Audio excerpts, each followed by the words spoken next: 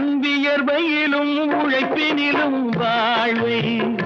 கண்டு தொழில் புரிந்து உயிர் வளர்க்கும் ஏழை அவன் இதழ் மலரும் சிறு பொலியை கேட்டேன் அந்த சிரிப்பினிலே இறைவனை நான் பார்த்தேன் அந்த சிரிப்பினிலே இறைவனை நான் பார்த்தேன் பாசமுள்ள பார்வையிலே கடவுள் வாழ்கிறான் அவன் கருணையுள்ள நெஞ்சினிலே கோயில் கொள்கிறான்